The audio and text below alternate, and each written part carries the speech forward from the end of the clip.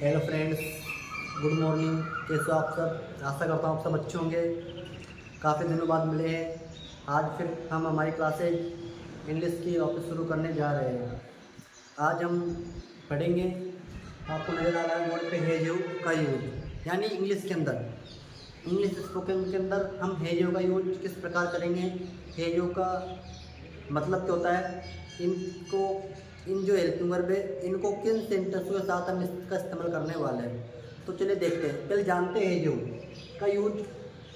हेजो यानी इनका यूज अपन उन वाक्यों के लिए करेंगे जो वाक्य रिसेंटली पास्ट अपन ये कह सकते हैं, या फिर जो काम हाल ही में पूरा हुआ हो।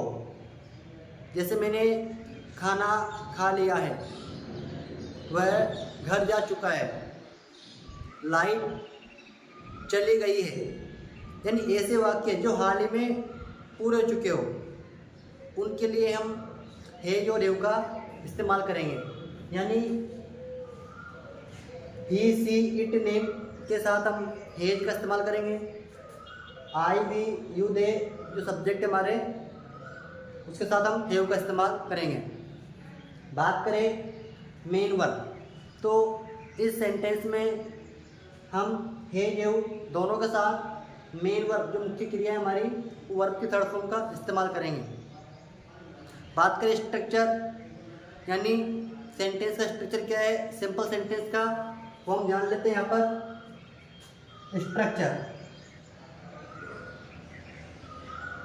यानी पहले क्या आएगा, सब्जेक्ट। अब सब्जेक्ट होता है हमारा he she it name I we you they, subject plus helping verb हमारी हेज और हैव, हेज में से एक हेज।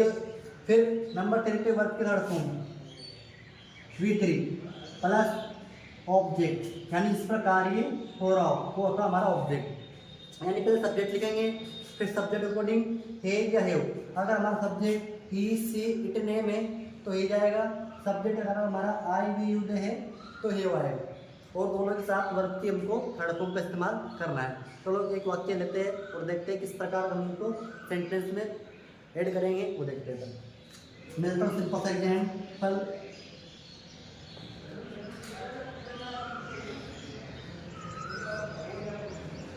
मैंने खाना खा लिया है, यानी रिसेंटली पास्ट, मैंने खाना खा लिया है, अभी अभी खाया मैंने खाना, यानी अभी मैंने खाना खा लिया है। तो इसको मैं ऐसे भी सकता हूँ दोस्तों, इसको मैं ऐसे भी लिख सकता हूँ, मैं खाना खा चुका हूँ। दोनों का मतलब एक ही है भाई, मैंने खाना खा लिया या फिर मैं खाना खा चुका हूँ। तो इनकी इंग्लिश कैसे बनेगी, इस प्रकार के वाक्यों की इंग्लिश इनके साथ आपको मैंने बता दिया है। स्ट्रक्चर हम यूज करेंगे, पहले सब्जेक्ट लगाएंगे, सब्जेक्ट हमारा he she it name I we they जो भी होगा वो देखेंगे, उनके साथ अकॉर्डिंग टू सब्जेक्ट हेज या हैव लगाएंगे, अकॉर्डिंग टू दोनों के साथ वर्ब के साथ इस्तेमाल करेंगे, और आगे हम उसको ऑब्जेक्ट लगा देंगे।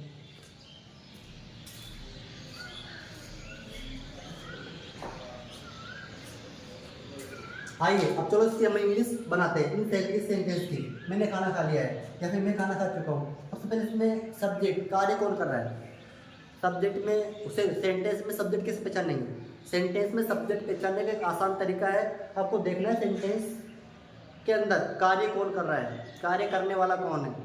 जो भी कार्य करने वाला है, जो भी कार्य कर रहा है, वो हमारा क्या है, सब्जेक्ट है। तो इस सेंटेंस को पढ़ते हैं, पर मैंने खाना खा लिया है या फिर मैं खाना खाता हूँ, कौन कार्य कर रहा है, मैं कर रहा हूँ। तो मैं, अब मैं की इंग्लिश क्या है दोस्तों, आई। चौथी में की इंग्लिश आई, तो हमको लिखना है पर आई। अब देखो आई देखो फैन, आई इस लाइन में हमारे, तो आई के साथ क्या आएगा, आई वी यू दे के साथ क्या आएगा, हैव आएगा। तो क्या लगाओ इसके साथ, आप हैव लगाओ, आई हैव, है ना। उसके बाद में सब्जेक्ट लगा दिया हमने, हेल्पिंग वर्ब दोनों में से एक आ गई, have, subject according to have आ गई। उसके बाद में आपकी थर्ड फॉर्म, अब वर्ब कार्य, सॉरी कार्य क्या हो रहा है इसके अंदर, कार्य क्या हो रहा है भाई, मैं पहचाने किसने किया है, बट किस क्या हो रहा है कार्य। तो मैं खाना खा चुका हूँ, मैं खाना खा लिया है, खाना खाने का काम किया है मैंने। क्या काम किया मैंने, क्या काम हुआ है इसके अंदर, खाना खाने का, यानी खाने का कार्य हुआ है। तो खाने को क्या बोलते हैं अपन, ईट। क्या बोलते हैं, ईट। ईट यानी खाना। ये हमारी कौन सी फॉर्म है, फर्स्ट फॉर्म। सेकंड फॉर्म बात करें तो एट, थर्ड फॉर्म ईटन। हमको कौन सी चाहिए यहाँ पर, थर्ड फॉर्म, कौन सी लगा देंगे हम, ईटन। तो जाएगा I have eaten. I have eaten object, यानी क्या खाया मैंने, ऑब्जेक्ट लिखेंगे ना अपन। अब ऑब्जेक्ट की पहचान कैसे करेंगे अपन, एक आसान तरीका है। हमको क्या करना है, हमको मेन वर्ब से क्या करना है, मेन वर्ब से क्वेश्चन करना है ना। एक तो करना है व्हाट से करना है, एक करना है whom से, व्हाट और whom। अगर हमारा आंसर आ रहा है तो हमारा उसमें ऑब्जेक्ट है, अदरवाइज हमारा ऑब्जेक्ट सेंटेंस में नहीं है। तो व्हाट यानी क्या खाया भाई, ईट खाया, वोट क्या खाया, खाना। आंसर मिल रहा है भाई, खाना आंसर मिल रहा है, तो अपना क्या आएगा यहाँ पर, फूड आएगा। देखो आई हैव ईटन फूड, आज फिर तो लगा देंगे अपन। आई हैव ईटन फूड, मैंने खाना खा लिया है। आई हैव ड्रंकन वाटर, मैंने पानी पी लिया है ना। तो इस प्रकार के सेंटेंस की इंग्लिश हम इस प्रकार बनाएंगे, ये जो का इस्तेमाल ऐसे करेंगे। एक और सेंटेंस अपन यहाँ पर ले लेते हैं।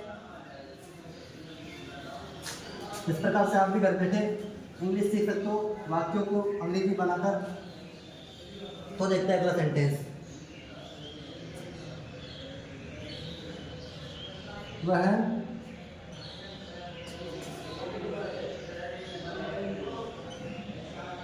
जयपुर से आ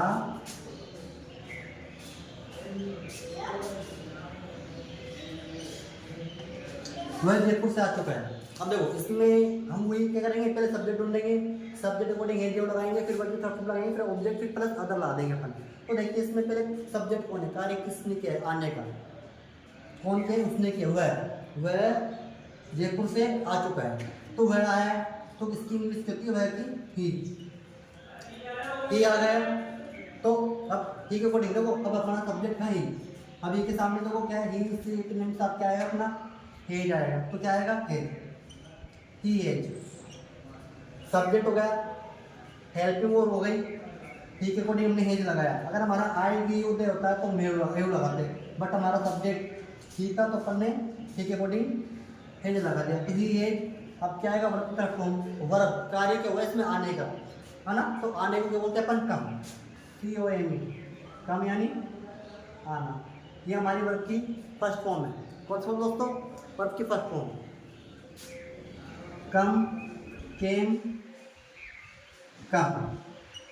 ये हमारी सेकंड फॉर्म, ये हमारी थर्ड फॉर्म। तो हमको कौन सी चाहिए, हमको थर्ड फॉर्म चाहिए। तो क्या जाएगा, कम, केम, कम, ही है कम। अब कहाँ से आओ, जयपुर से। तो आपको बता दूं मैं, आने के लिए क्या लगाते हैं अपन, आने के लिए फ्रॉम और जाने के लिए टू।